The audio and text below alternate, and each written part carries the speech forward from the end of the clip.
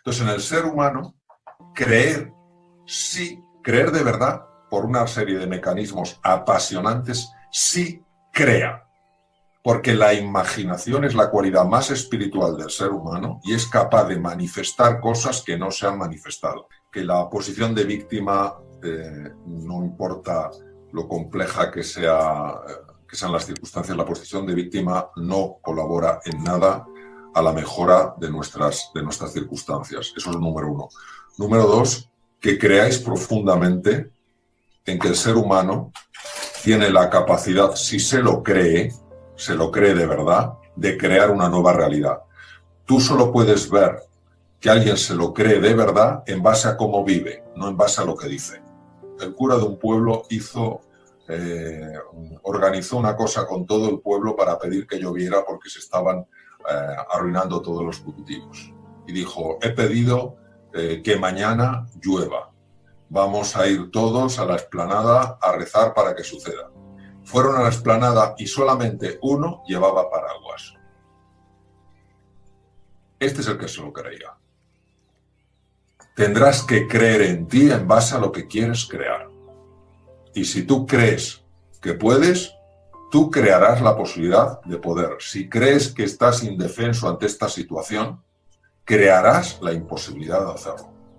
Es que el elemento clave de cómo se transita por el proceso de duelo es tu interpretación de lo que está sucediendo.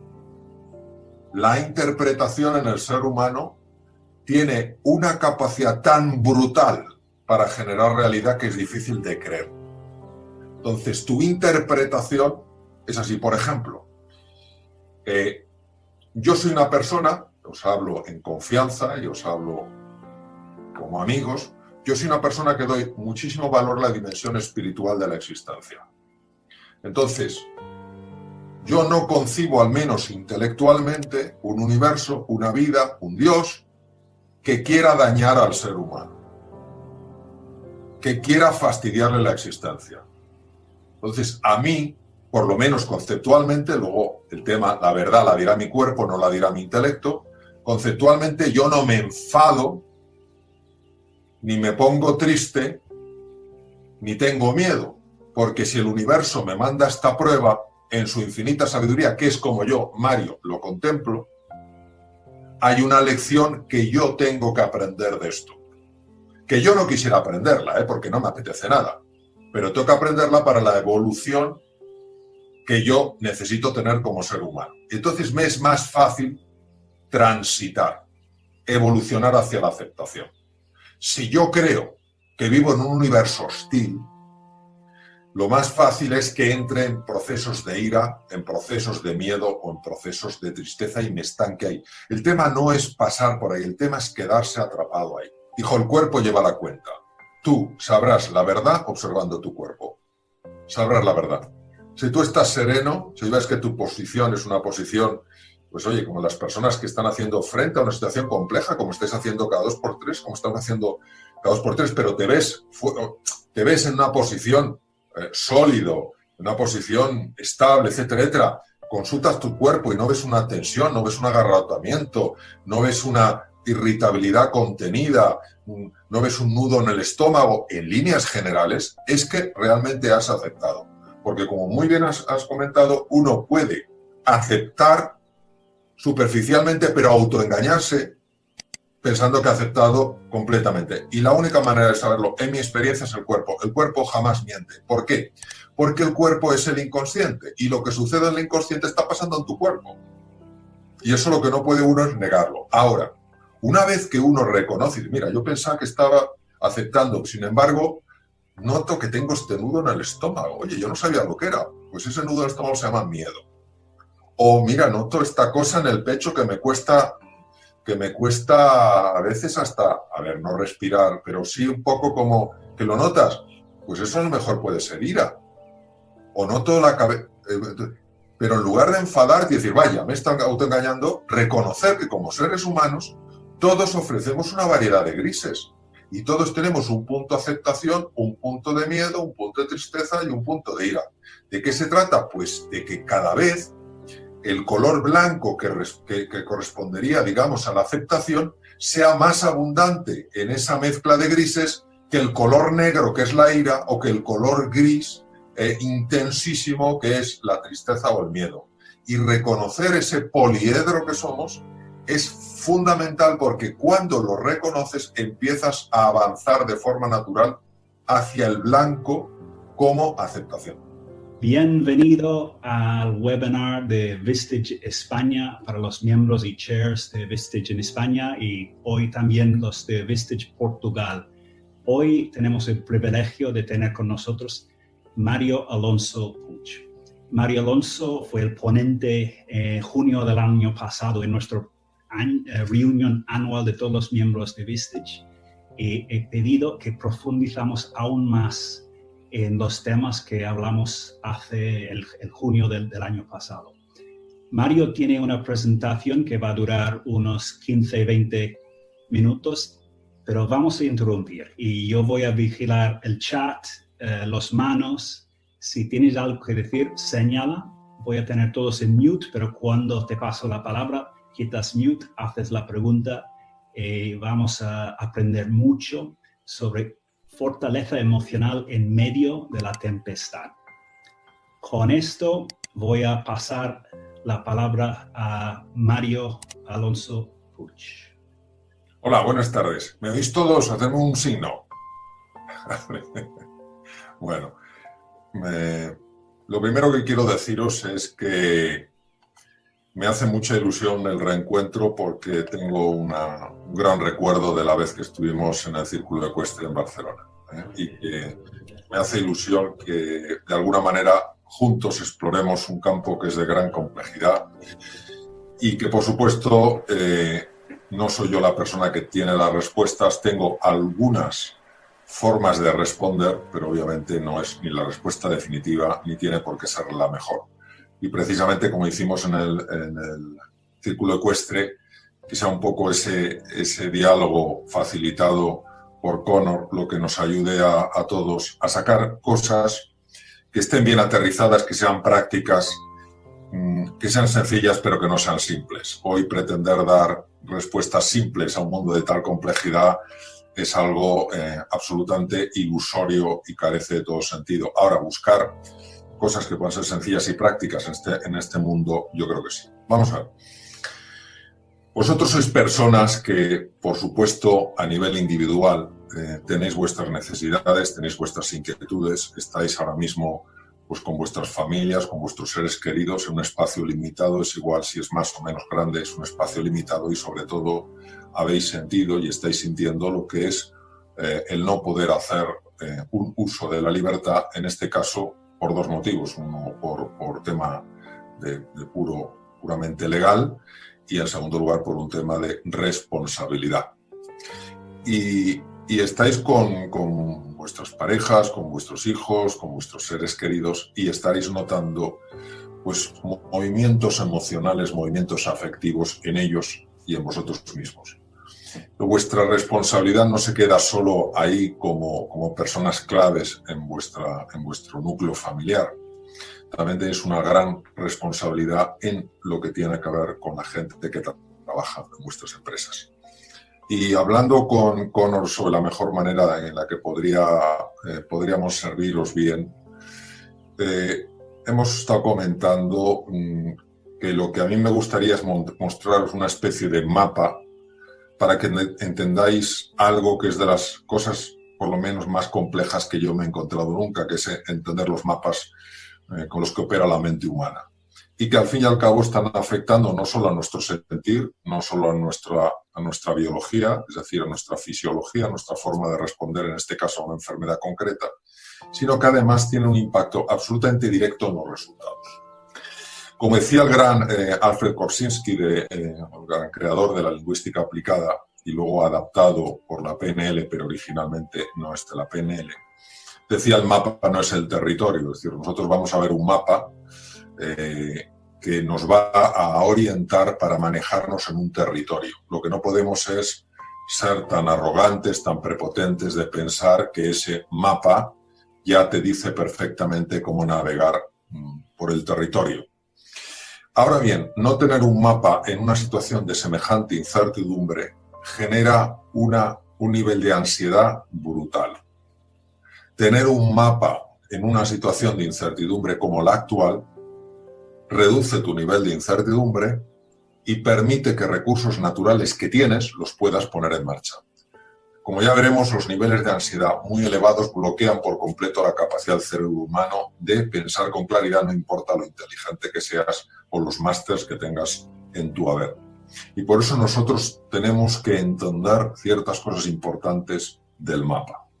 Algunos de vosotros ya habréis avanzado a lo largo de este tiempo que llevamos en lo que a mí me gusta llamar retiro, para quitarle la connotación tan dura que es cuarentena o encierro.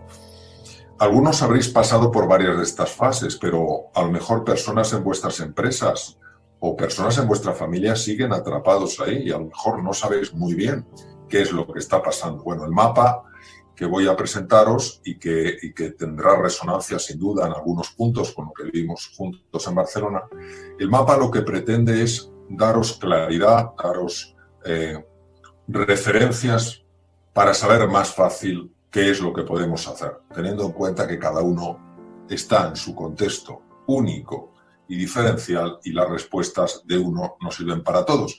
Sí pueden servir cosas en común, ¿vale? Entonces, en determinados momentos, según yo vaya pasando la presentación, pues Connor intervendrá, porque aquí no hay interrupciones, aquí hay intervenciones. Connor intervendrá bien porque quiere profundizar en un tema o porque ve que ha generado en vosotros un deseo de profundizar más, un deseo de aterrizarlo más, y entonces vamos a parar.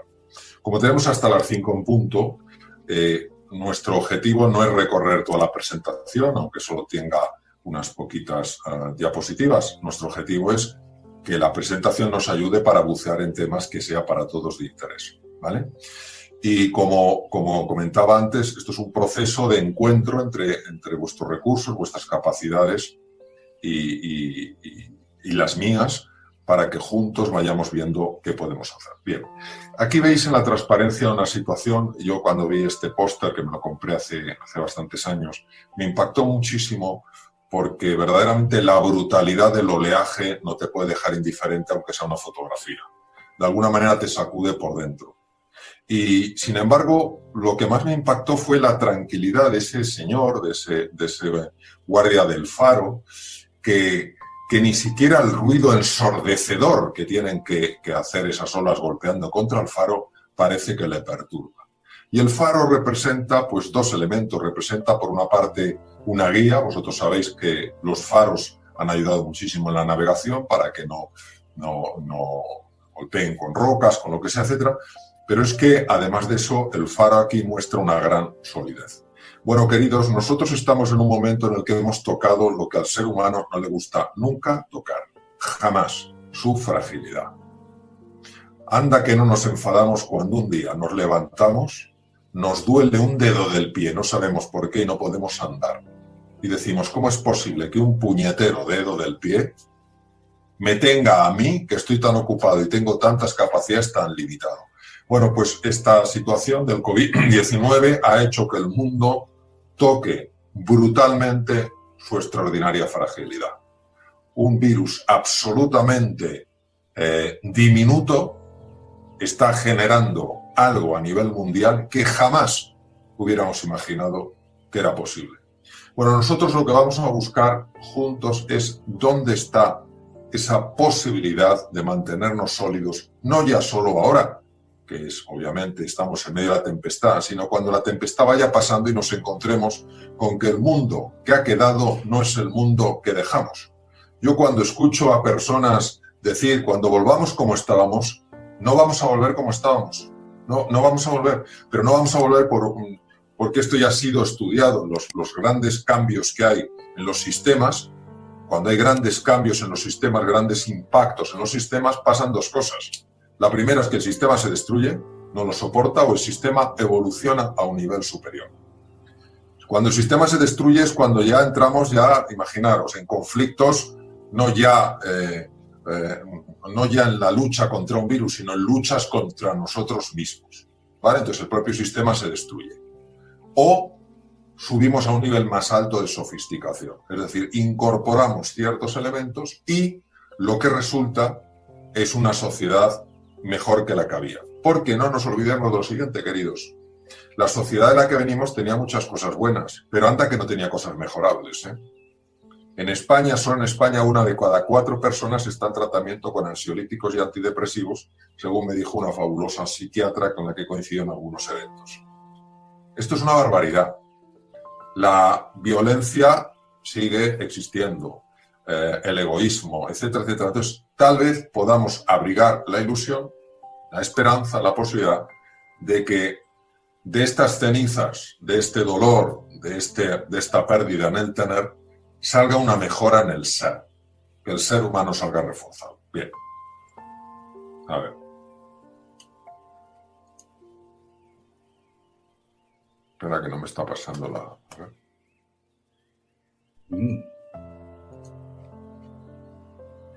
Esto es a veces lo que pasa, que...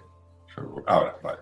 Primero, una cosa muy importante que os quiero decir. Esto es Elisabeth Kubler-Ross. Elisabeth Kubler-Ross fue muy influida por el pensamiento de Carl Gustav Jung, probablemente uno de los 3 psiquiatras más espectaculares que ha habido en la historia, y ella se dedicó a estudiar qué pasa en el ser humano cuando es sometido a situaciones tremendamente complicadas y tremendamente dolorosas. Y esto es importante que lo conozcáis porque se produce en todo ser humano, viva en Corea, viva en Japón, viva en España o viva donde viva. Y es importante que lo sepáis porque podéis tener en vuestro equipo y en vuestra familia o incluso en vosotros mismos, podéis reconocer estar atrapados, y todos estamos en algún momento atrapados, en una de estas fases. Yo voy a utilizar el sistema que más me ha servido, que más práctico he encontrado, basado, por supuesto, en las enseñanzas de Kubler-Ross, que son los siguientes. Primero, la fase inicial de lo que ocurrió. Shock. Te deja en shock. ¿Cómo que un país entero como Italia se encierra? Es imposible. ¿Cómo que esto pasa en el shock? Esto es muy típico y podemos pensar desde pérdidas de seres queridos hasta robos de cosas que te importan mucho, pérdidas de trabajo, etc. Shock. Esta es la inicial y la mayor parte de las personas tendrían que haberla pasado ya, porque ha pasado un tiempo. La segunda es la fase que se llama denial, negación. Esto no puede ser. Esto no puede ser. No me lo puedo creer. Mirad, yo perdí un amigo muy querido hace poco, muy poco, por el coronavirus. Un chico de menos de 60 años, maravilloso. Y todavía, hace muy poco tiempo, todavía me cuesta creer que esto pueda ser verdad. Digo, no puede ser verdad. No puede ser verdad. Entonces, denial, negación. La tercera, que es donde hay muchas personas todavía en mi experiencia atrapadas, es en la ira. La ira es una fase en la que el ser humano se siente muy fuerte, se vuelve muy agresivo, se vuelve muy irascible y típicamente empieza a buscar a quién culpar. Y puede encontrar 3 culpables fundamentales. El primer culpable es el otro, llámese gobierno, llámese oposición, lo que quieras, buscas un culpable. La siguiente forma de culpar, o el siguiente, el scapegoat, el chivo expiatorio, eres tú mismo. Ay, si yo hubiera sido más precavido. Ay, si hubiera ahorrado más. Ay, si hubiera tenido menos gente en mi empresa. Ay, si esto lo hubiera visto venir. Bueno, ese es el segundo. Y el tercero es la propia vida.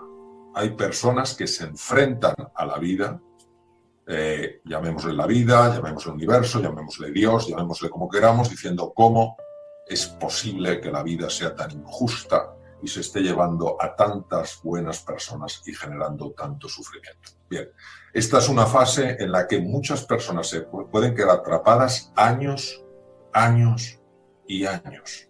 ¿Por qué se quedan atrapadas ahí? Sencillamente porque en esta emoción el ser humano se siente poderoso. En la ira uno se siente poderoso. Criticando, culpando, uno se siente poderoso. Sí sufre, es verdad, pero aquí estamos en otra dimensión, se siente poderoso. La siguiente fase, cuando uno supera o trasciende, va más allá de la ira, es encontrarse con 2 de las emociones que más rehúye el ser humano. El ser humano lo que más rehúye no es en absoluto la ira, porque en la ira se siente fuerte.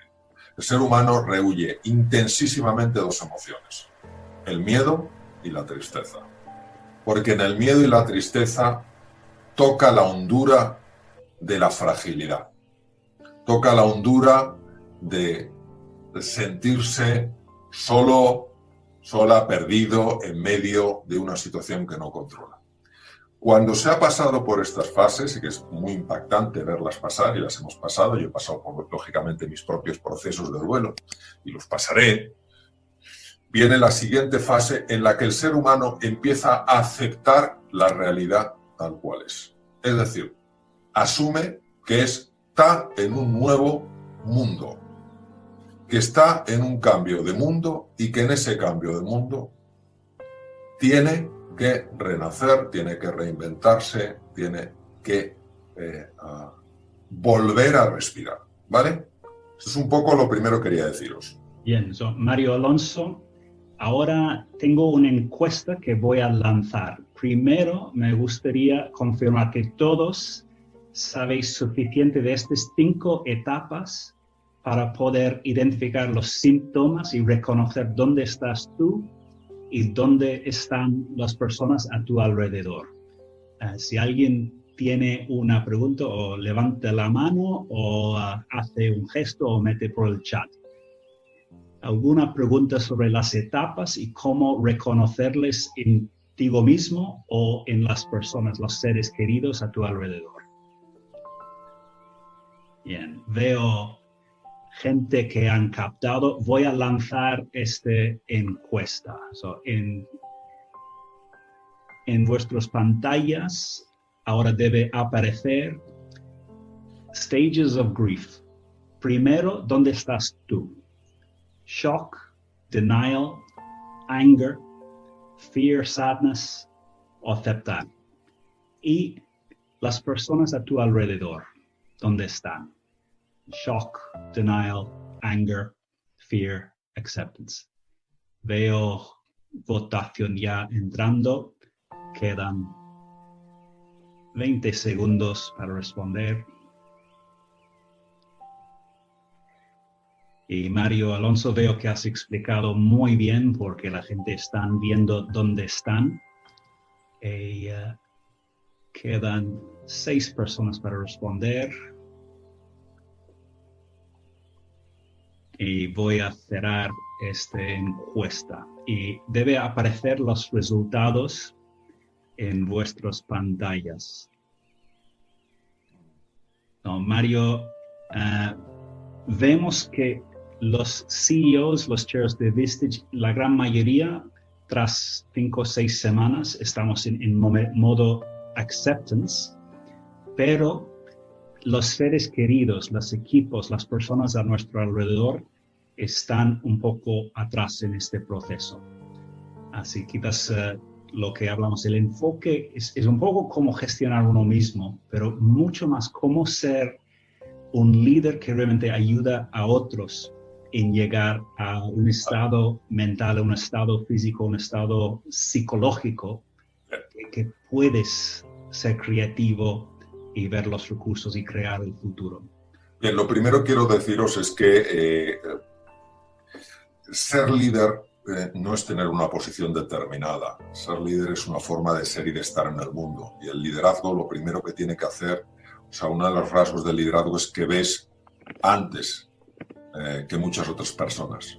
Entonces, cuanto más capaz seas de proyectar tu mirada al futuro, con más rapidez pasarás el periodo del duelo. Porque sabes que el periodo de duelo es como un proceso necesario, pero para que tú estés funcionando perfectamente o en las mejores condiciones posibles, tienes que pasarlo deprisa. Cuanto más tardes en pasarlo, menos eficiente vas a ser. Entonces yo creo que lógicamente siempre hay una mezcla, no es que uno esté perfectamente en la aceptación y cero en el miedo. Esto es una combinación. Entonces uno puede tener un poquito de miedo, un componente de tristeza y también un punto de aceptación. Es decir, no pensemos en blanco y negro. Si estoy en aceptación, yo no tengo nada de miedo y no tengo nada de ira, sino pensemos en cuál es el sentimiento, el afecto, como diría Jung, dominante, ¿vale? Entonces, ¿qué ocurre? Pues que todos tenemos una responsabilidad en el campo del liderazgo para movernos lo más rápidamente posible de una forma natural, no artificial, e ir pasando al mundo de la aceptación. Y es lógico que personas a vuestro alrededor, que a lo mejor en este caso, por razones muy distintas, pues a lo mejor estén más atrapadas. Y recordemos que el mejor ejemplo o la mejor ayuda que puedes dar a una persona para transitar no es el speech que des, sino tu forma de ser y el ejemplo que des. Es decir, si tú, por ejemplo, estás en casa y estás diciendo a tus hijos, a tu pareja, le estás diciendo, oye, mira, esto hay que aceptarlo porque esto somos capaces de salir adelante, pero ellos ven pues que estás alicaído, que estás triste, que te dice una cosa y enseguida reaccionas, con lo que se van a quedar no es con el bello discurso, es con lo que tú vives. Entonces, sí, yo creo que hay que observarse con mucha humildad. Aquí no hay los listos, los tontos, los rápidos, los lentos. Aquí hay las personas que han, por razones X, avanzado más en transitar por el proceso de duelo y que tienen una responsabilidad, tenemos una responsabilidad de transmitir en nuestra forma de vivir que es natural sentir miedo, que es natural sentir tristeza, que es natural sentir ira. No hay que esconder esos sentimientos y que sí se pueden superar. ¿Vale? Entonces eso yo es lo que os diría. Mario, tenemos dos preguntas. Primero paso palabra a Miguel Pardo y después a Ignacio. Miguel, tu pregunta. Buenas tardes, Mario. Hola, Miguel. Mario, de todas las etapas en este momento, en esta situación que vivimos, ¿cuál es la más crítica? Muy buena. La más crítica es, ¿qué quieres decir con crítica? La que duele más, la que tenemos que cuidar más para no hundirnos. Bueno, la más crítica yo te diría que es el miedo y la tristeza. Porque en el miedo y la tristeza la persona toca espectacularmente su fragilidad. Y ahí es donde necesita encontrar un apoyo en el entorno que le ayude sobre todo a navegar por ahí. Porque en la ira, una persona llevada por ciertos mecanismos se siente fuerte y es difícil que busque apoyo porque ni siquiera lo favorece. Pero cuando una persona cae en el mundo de la tristeza o en el mundo del miedo, ahí se siente tremendamente frágil y ahí es donde va a necesitar más sostén, más apoyo. No quiere decir que tú le resuelvas el tema, quiere decir que no se sienta sola. Aquí yo utilizo un término que lo he usado mucho en medicina, en mi práctica de cirugía durante muchos años. La persona tiene que sentir que quieres compartir destino con ella. Es decir, cuando yo veía a un enfermo y le operaba, claro que la enfermedad la tenía el enfermo y yo no, pero yo sabía que iba a pasar por un momento de muchísimo miedo y tenía que sentir que yo le acompañaba en ese proceso, con lo cual el miedo compartido es un miedo mucho menos intenso.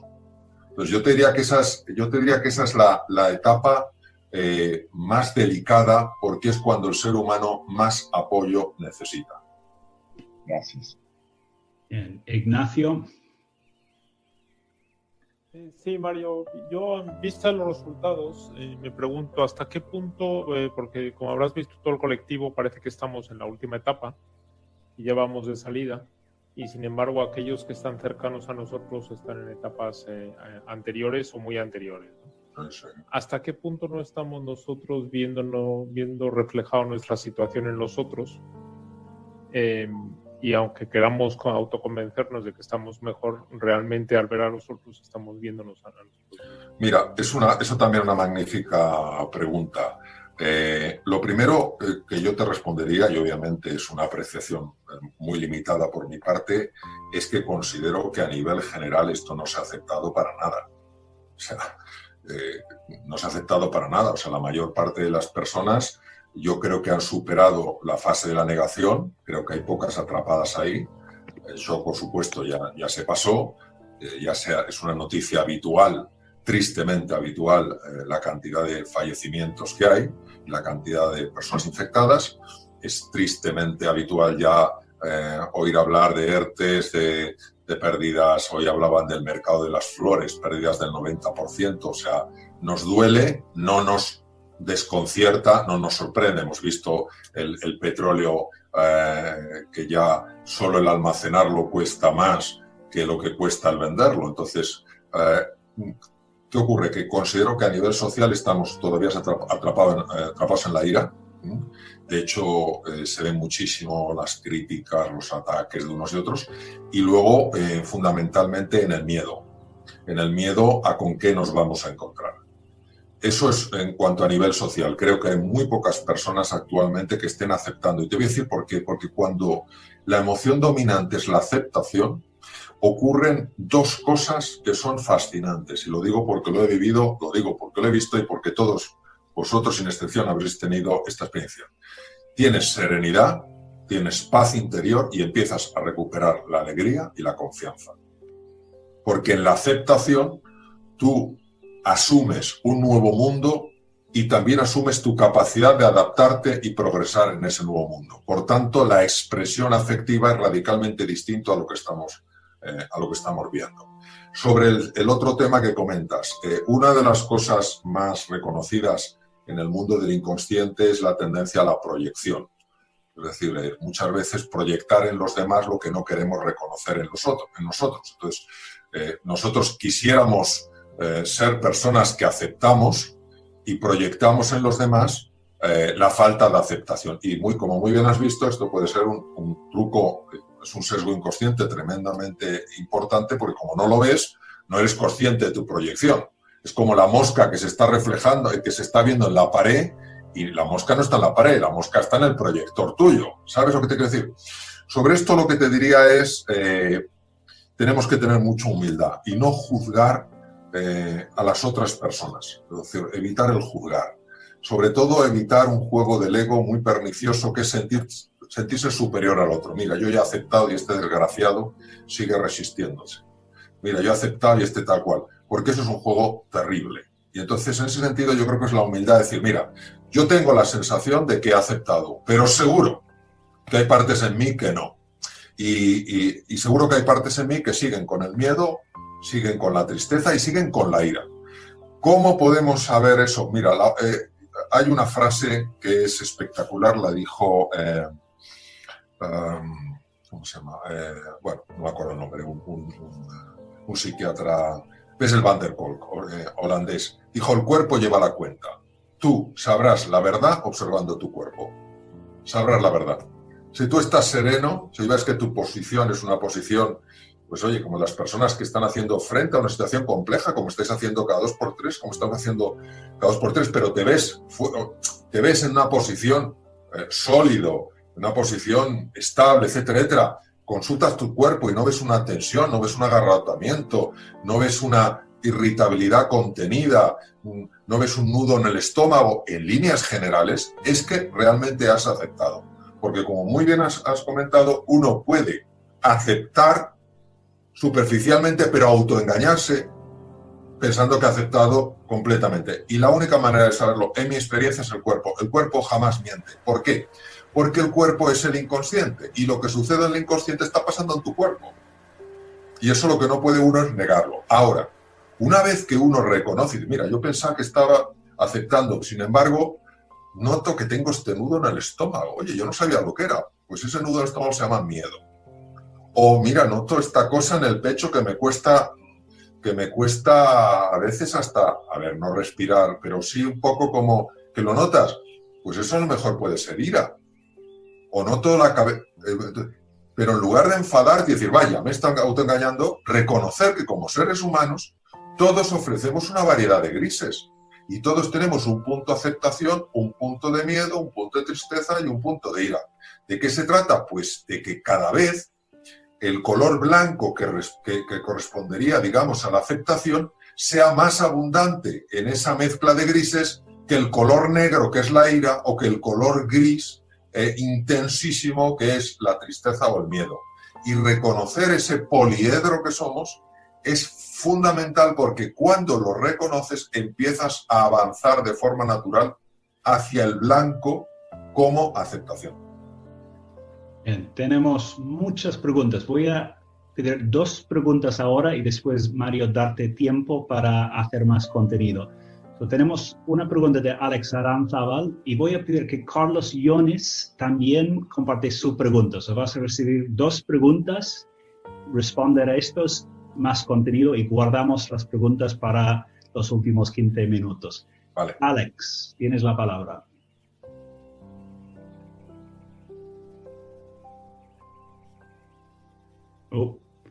De ánimo general. Volver a repetir, Alex. ¿Empiezo de nuevo? Vale, pues empiezo con el saludo. Hola, Mario, buenas tardes. Quería preguntar, encantado de escucharte.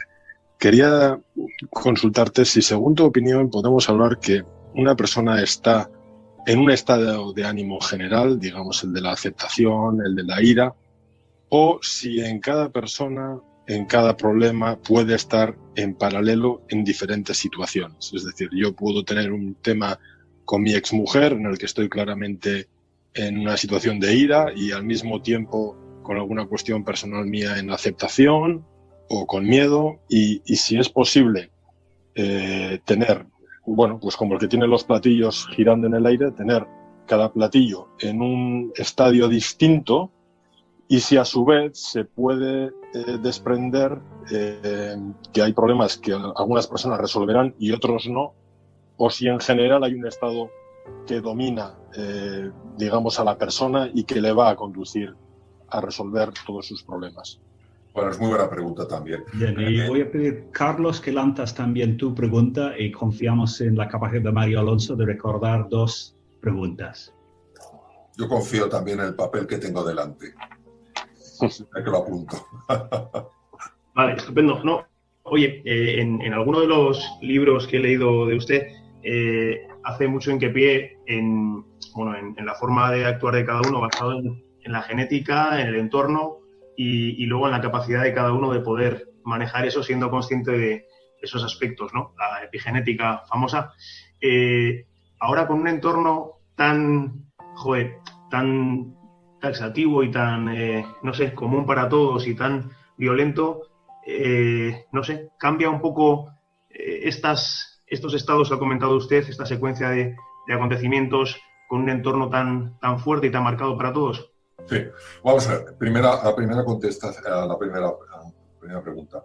Por supuesto, ten en cuenta que el proceso de duelo es un proceso que tiene lugar entre una relación que tiene lugar entre un suceso y la persona que experimenta ese suceso. Es decir, el proceso de duelo es una relación determinada. Y cómo esa relación con el hecho va evolucionando a lo largo del tiempo. En una situación afectiva como la que has comentado, un proceso mejor de separación, la relación con la separación puede seguir una cierta dinámica.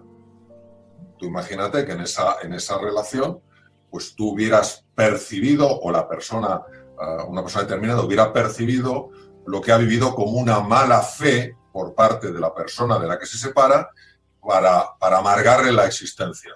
Pues es más fácil que esa persona quede atrapada mucho tiempo en la ira, porque se ha sentido agredida por la que fue su pareja.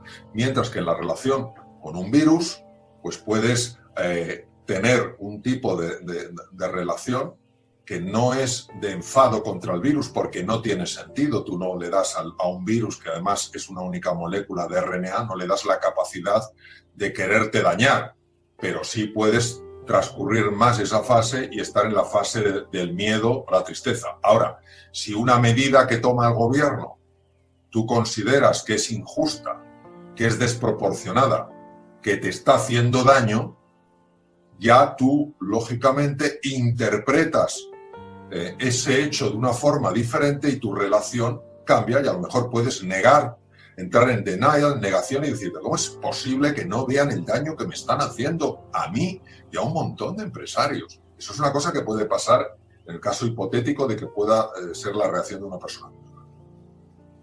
Y todo eso lo que conforma es una manera de relacionarse. Entonces, te diría que absolutamente sí. Y lo que te diría es que el elemento clave de cómo se transita por el proceso de duelo es tu interpretación de lo que está sucediendo. La interpretación en el ser humano tiene una capacidad tan brutal para generar realidad que es difícil de creer. Entonces, tu interpretación es así. Por ejemplo, yo soy una persona, os hablo en confianza y os hablo como amigos, yo soy una persona que doy muchísimo valor a la dimensión espiritual de la existencia. Entonces, yo no concibo, al menos intelectualmente, un universo, una vida, un Dios que quiera dañar al ser humano.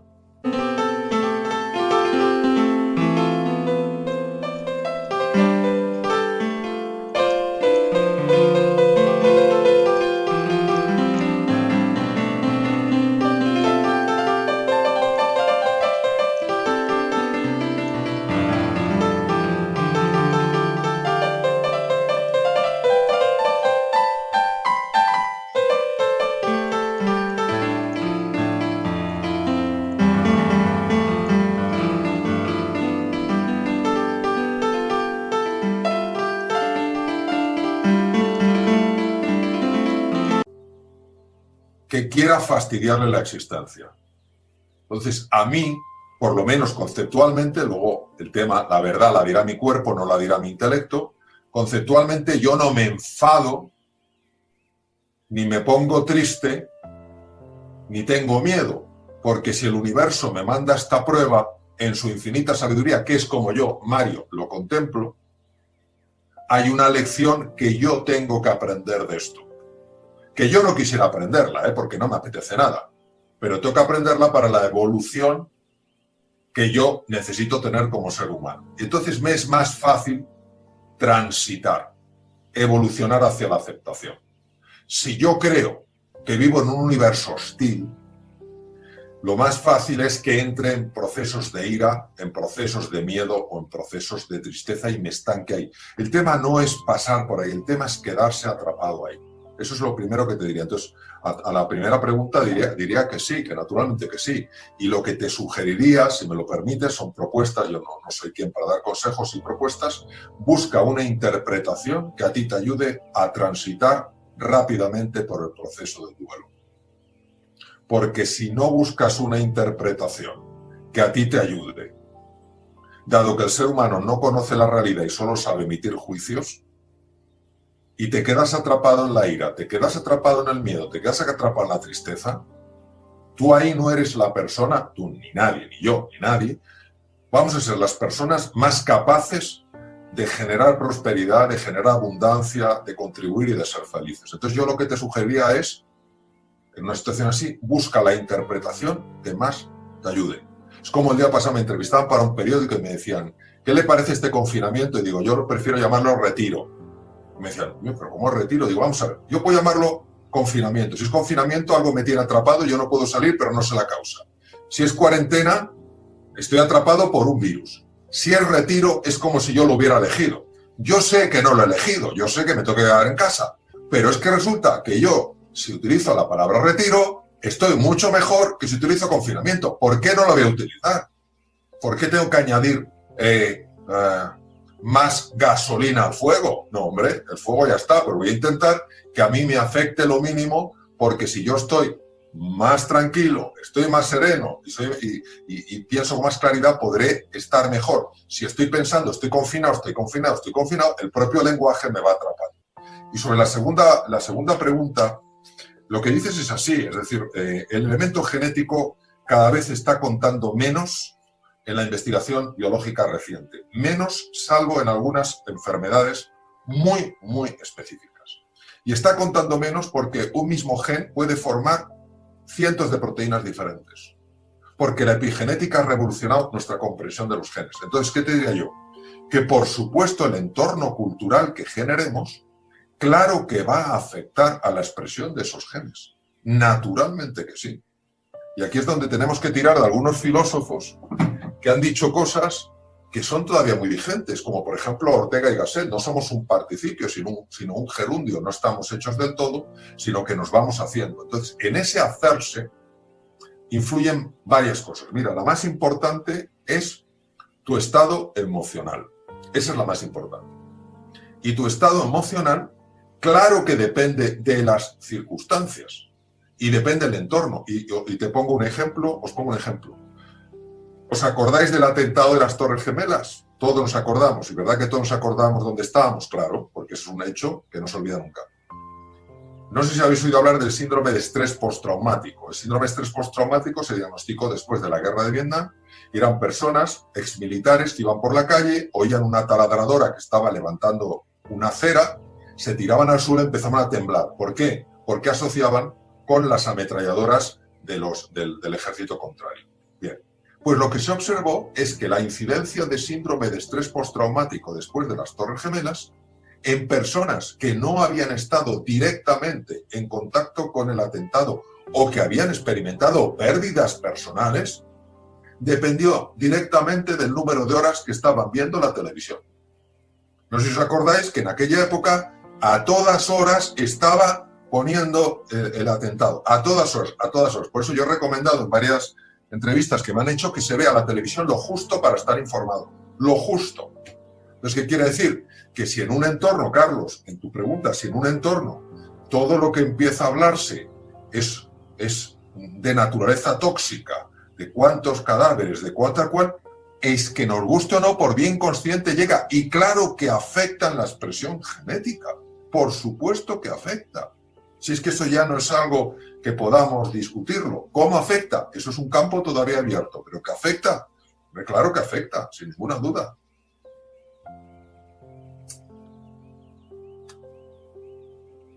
Excelente, pues quedan 17 minutos y yo veo gente con ganas de ver qué más contenido nos has traído.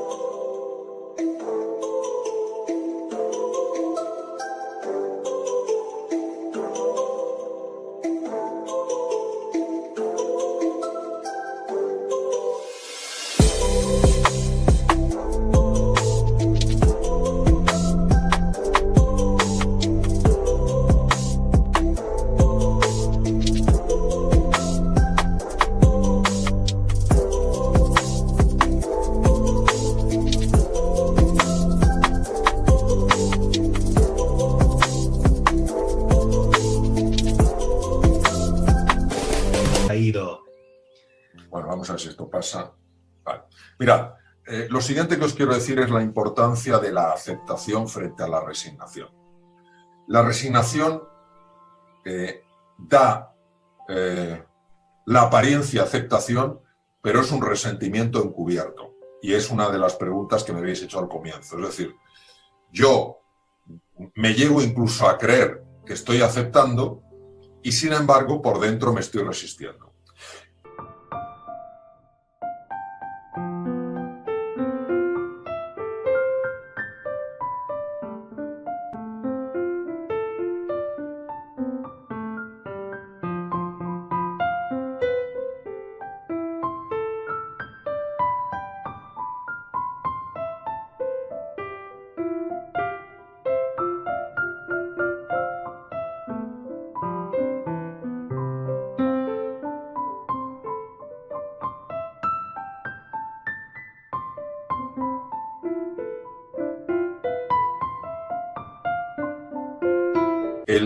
El que veis a la izquierda es el profesor Hans Selye. Él nació en Viena y pasó toda su vida de científico en Canadá, en Montreal, y fue el que descubrió estos mecanismos. Como veis, donde veis Good Health, homeostasis, imaginaros el mundo que conocíamos antes del coronavirus, ¿vale?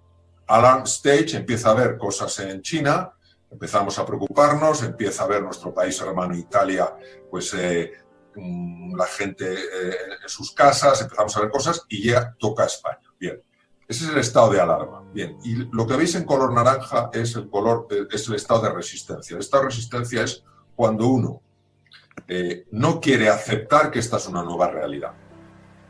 No quiere aceptar que es una nueva realidad. Y esta resistencia, si observáis, aunque Hans Selye solamente trabajó con ratas, os diré una cosa que os puede sorprender. No sabéis la cantidad de descubrimientos que se han hecho del mundo emocional estudiando ratas. Estudiando ratas. Porque el mundo emocional que compartimos con los neomamíferos, que con las ratas, un mamífero moderno, es un mundo emocional muy próximo. Obviamente en funciones superiores de la corteza cerebral no, pero en funciones cerebrales límbicas sí. Entonces, ¿qué ocurre? Pues que si uno se está resistiendo, fijar lo que pasa al final. Estado de burnout. De hecho, sus ratas se morían. Sus ratas se morían.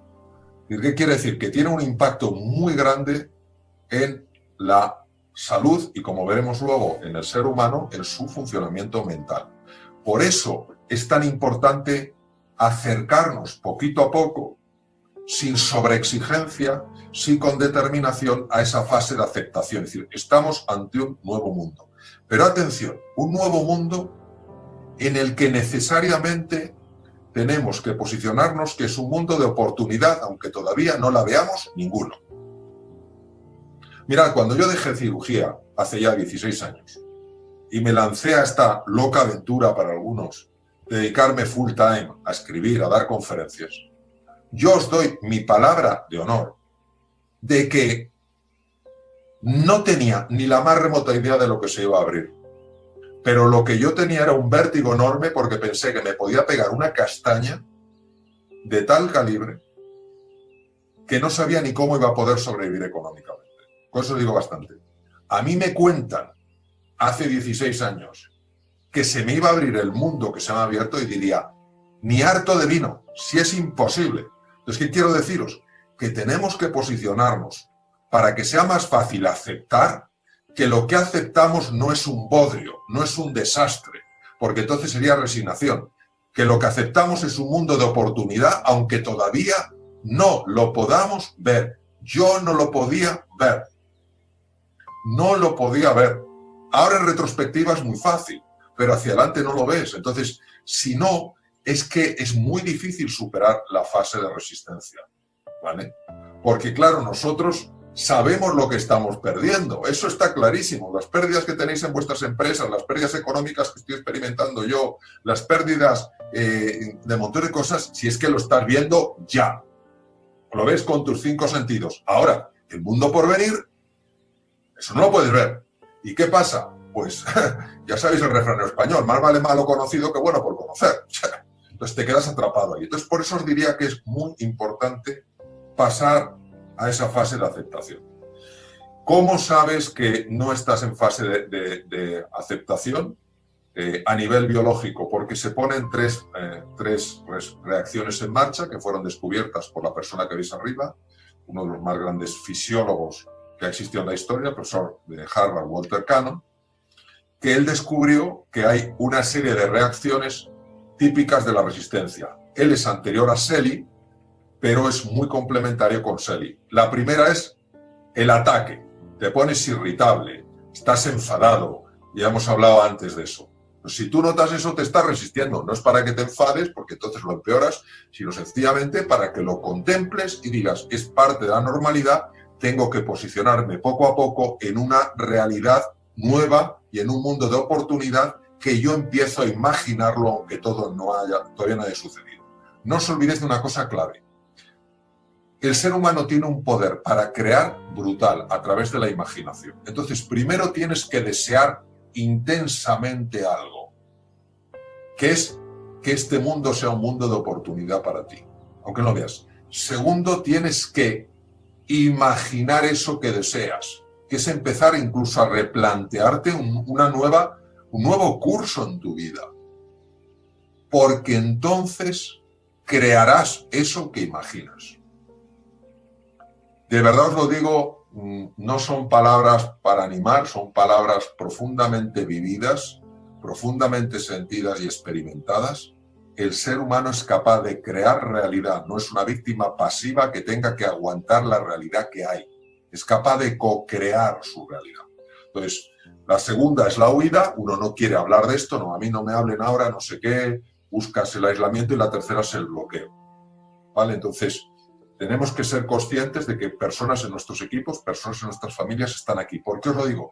Porque si son agresivos con vosotros vuestros hijos, que llevan más de un mes encerrados, os dan una mala respuesta a vuestra pareja, a vuestros hijos, un cliente, que es un momento especial para ser comprensivos. Un poco recordando la frase de Paulo Coelho, que a mí me marcó mucho, que es: quiéreme cuando menos lo merezco, porque es cuando más lo necesito. Ahora es cuando más hay que entender estas reacciones de agresividad. No estoy diciendo sencillamente decir que están bien. Lo que estoy diciendo es no reaccionar a la reacción. No echar más fuego, más gasolina en el fuego. Solamente esto no me quiero alargar porque hacemos una paradita por si tenéis alguna cuestión. La resistencia no es buena en este momento, así de claro, no es buena. La falta de aceptación no es buena porque sabemos que la resistencia, la no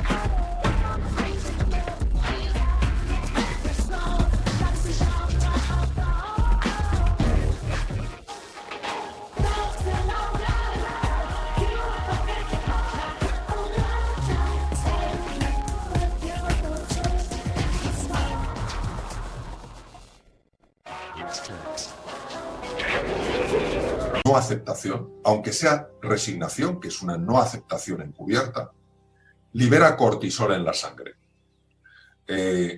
Sabéis que el cortisol es un medicamento que se está utilizando actualmente en el COVID-19 con mucho éxito en algunas personas que hacen una fase inflamatoria, pero el cortisol, cuando se libera por la resistencia, lo que hace, lo que veis ahí en la fotografía de microscopía electrónica, es el COVID-19, la famosa corona, que es como engancha y penetra en la célula, y lo que veis abajo es un linfocito asesino. Entonces se llaman linfocitos NK, son propios del ser humano y están especializados en la lucha contra virus y en engullir, en tragar, en absorber células llenas de virus. Vosotros sabéis que los virus se meten en la célula revienta y todos esos virus salen muy parecido al mecanismo de la malaria. Bien, pues lo que sabemos es que cuando el cortisol se está liberando de forma constante por la resistencia, por el enfado, por la tendencia huidiza, por el bloqueo, ese cortisol bloquea este tipo de linfocitos, con lo cual es más fácil cogerse una infección por coronavirus, por virus catarrano, virus gripal. Es decir, de alguna manera, el cuerpo, que siempre lleva la cuenta y que tiene una sabiduría brutal, nos está diciendo que la resistencia no es buena para nuestra naturaleza. Que aceptar la realidad es así y a partir de ahora, ¿qué puedo hacer con esta realidad? Paramos aquí si queréis un poquito y luego seguimos con esta. Por si queréis algún... Si alguien tiene una pregunta o comentario, con un saludo en el chat. No, yo creo que queda 8 minutos, Mario Alonso. Quizás seguimos. Vale. Seguimos. Bien, bien. Entonces, esta es la situación, el mapa mental en el que nos vamos a encontrar nosotros y nuestra gente, en casa y en la empresa. Porque es un mapa que se puede aplicar a cualquier ser humano. Ten en cuenta que los mapas, lo que se llaman los frameworks que estoy usando con vosotros, se pueden utilizar en cualquier sitio. Yo he tenido la oportunidad de estar en 33 países ya y he visto que los mapas los compartimos, y hablo de países de sitios muy diferentes, bien, de continentes muy distintos. Bien, entonces, hay una tendencia nuestra que es aferrarnos a lo que sabemos hacer. Ojo, ojo, porque a lo mejor vamos a tener que saber hacer cosas nuevas, ¿eh? Ojo. Entonces, si yo me aferro, una cosa es que yo tengo una preferencia, esto es totalmente humano. Otra cosa es que yo me aferre. Vamos a ver. Yo no soy un hombre que ame bueno, ahora estoy empezando a amarla mucho más. Ni que ame la tecnología, ni que se me haya dado especialmente bien la tecnología. ¿vale? Así de claro. Yo siempre he creído en mis conferencias, en mis cursos, en la relación directa, en el encuentro absoluto. Y todo lo que tiene que ver con cosas más personales, que no es pura información, sino que es interacción, yo siempre he sido muy receloso a eso. Como el otro, gracias a Dios, se me ha dado bien, pues estaba ahí. Yo no me puedo seguir aferrando a la formación en directo, ¿me entendéis? Porque no sé cuándo va a volver a haber formación. Me refiero presencial con grupos muy grandes, con muchas personas, etc. Entonces, que tengo preferencia, sí, pero tengo que soltar, tengo que dejar caer eso. Y cada vez me estoy metiendo más en estos temas, porque obviamente, como hoy es uno de las situaciones, pues porque cada vez, bueno, pues está habiendo más interacción. Entonces, tener ojo a aquello a lo que os estáis aferrando y estar dispuestos a soltar. Yo sé que uno prefiere tener X ganancias, X resultados. No os aferréis a ellos. No os aferréis a ellos. Segundo, mantener mi estatus como sea. Claro, yo tengo 22 o 23 años de experiencia a nivel de eventos presenciales. Unos 23 años, porque empecé antes de tomar la decisión de dejar la cirugía y dedicarme por completo a esto. Y aquí, en los temas online, pues el día pasado en un tema que tenía se me bloqueó el ordenador, el otro tal, no sé, no tengo ni muchísimo menos la experiencia que tengo en lo otro. Entonces, claro, pues alguno puede decir, oye, pues mira, ¿qué principiante se le ve? Pues sí, pues es verdad, pero si yo me aferro a mi estatus, es que me bloqueo. Y luego, tercero, seguir fiel a mi grupo. Por seguir fiel a mi grupo no quiero decir, como en vuestro caso, tener esa relación tan bonita y tan constructiva. Quiero decir mantener la misma dependencia que tenías antes y no abrirte a más gente. ¿Entendéis lo que os quiero decir? Ahora, para eso, ya os podéis imaginar que tenemos que cambiar la forma en la que vemos lo de fuera. Porque claro, esto es como la caja. Aquí tengo una caja. Si lo de fuera, lo único que te está ofreciendo es incertidumbre, ambigüedad, volatilidad y complejidad, ¿yo para qué voy a querer salir? Yo me aferro. Y entonces, ¿qué pasa? Que el mundo me lleva por delante, el mundo me deja atrás. Entonces, nosotros tenemos como acto firme de voluntad, de decisión y de libertad, posicionarnos en qué es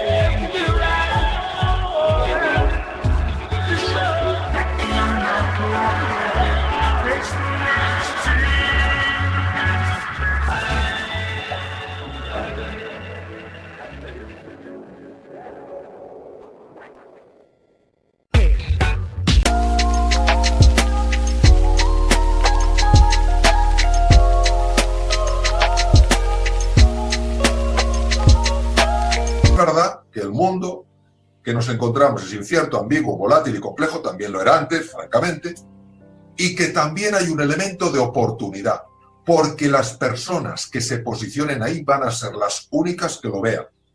Y os voy a decir por qué. Brevemente, la curva esta es la curva de Yorkis-Dodson. Aquí abajo en el cursor veis nivel de ansiedad, el nivel de tensión, Yorkis es este, y el nivel de performance es tu capacidad de tomar buenas decisiones, tu capacidad de generar buenos resultados, tu creatividad, etc.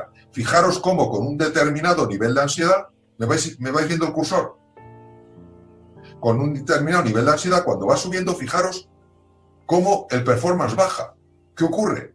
Que todas aquellas personas que se aferren al estatus, se aferren a lo conocido, se aferren al control, se aferren aquí, se van a poner aquí. Su nivel de performance va a ser así de bajito. ¿Cómo vas a aprender cosas nuevas? ¿Cómo vas a desarrollar nuevas habilidades si tu capacidad mental está tan limitada? ¿Entendéis por qué la mente juega un papel tan importante?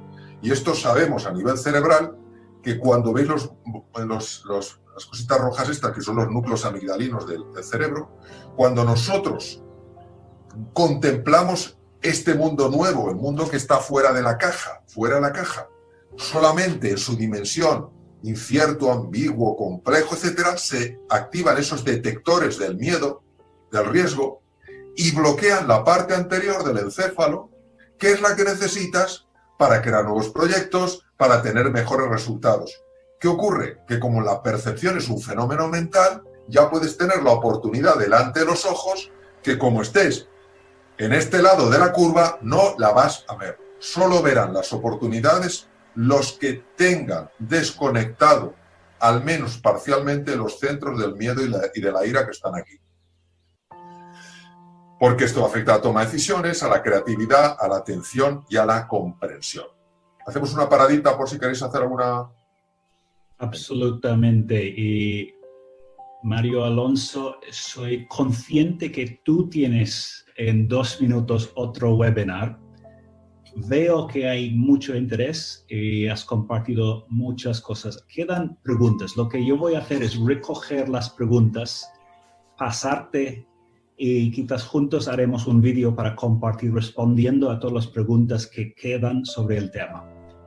A mí quizás lo más importante que yo saqué en 2008, cuando yo mismo pasé una crisis, Mario Alonso, me dije, lo primero, Connor, el cuerpo. Cuando notas que empiezas a caer, que te pones en esta posición, ponte recto. El cuerpo siempre muestra cómo estás y no engaña. Y yo creo que cuando tú mismo notas que estás un poco caída, ponte recto. Si las personas, tus hijos, tus familiares, tu equipo están quizás en el Zoom caído, ponte recto. El ponte recto empiece todo. Últimas palabras, Mario Alonso, antes de cerrar. Bueno, pues que no os olvidéis de un tema. Nos cuesta creer que es así. Es así. Lo que pasa es que es tan absolutamente contraintuitivo que la posición de víctima, no importa lo compleja que sean las circunstancias, la posición de víctima no colabora en nada a la mejora de nuestras circunstancias. Eso es el número uno. Número dos, que creáis profundamente en que el ser humano tiene la capacidad, si se lo cree de verdad, de crear una nueva realidad. Tú solo puedes ver que alguien se lo cree de verdad en base a cómo vive, no en base a lo que dice. Si yo de verdad, esto es como, voy a terminar con esto porque, para no alargarme, porque todos nos tenemos que organizar. Esto es como una vez que el cura de un pueblo organizó una cosa con todo el pueblo para pedir que lloviera porque se estaban arruinando todos los cultivos. Y dijo, he pedido que mañana llueva. Vamos a ir todos a la explanada a rezar para que suceda. Fueron a la explanada y solamente uno llevaba paraguas.